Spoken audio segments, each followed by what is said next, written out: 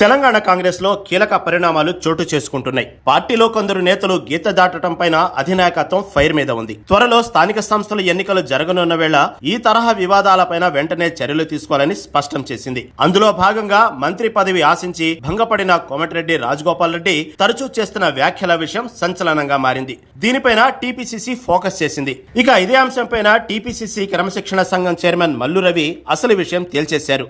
Assembly ఎన్నికల వేళ BJP నుంచి కాంగ్రెస్ లో చేరిన కోమటిరెడ్డి రాజగోపాల్ రెడ్డికి మంత్రి పదవిపైన హామీ దక్కింది. కొద్ది నెలల క్రితం జరిగిన మంత్రివర్గ విస్తరణలో రాజగోపాల్ రెడ్డికి అవకాశం దక్కలేదు. తన సోదరుడు వెంకటరెడ్డి మంత్రిగా ఉండటంతో రాజగోపాల్ రెడ్డికి పదవి ఇవ్వటం పైన హైకమాండ్ అభ్యంతరం వ్యక్తం చేసింది. దీంతో తనకు మంత్రి పదవి రాకపోవటం పైన ఆగ్రహంతో ఉన్న రాజగోపాల్ రెడ్డి పలు వ్యాఖ్యలు చేశారు. దీనిపైన టీపీసీసీ ఫోకస్ చేసింది.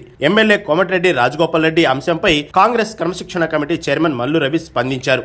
రాజగోపాల్ రెడ్డిపై ఫిర్యాదు వస్తే చర్చిస్తానని స్పష్టం చేశారు. రాజగోపాల్ రెడ్డిపై ఎవరో ఇంట్రెస్ట్ చూపిస్తే కమిటీ చర్చించదని తేల్చి చెప్పారు.